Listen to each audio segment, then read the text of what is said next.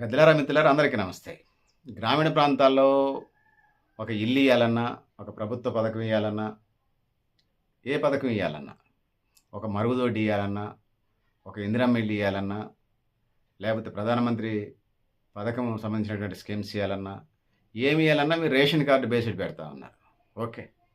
Rule is rule, rule for all. Okay. స్వాగతిస్తా ఉన్నాం.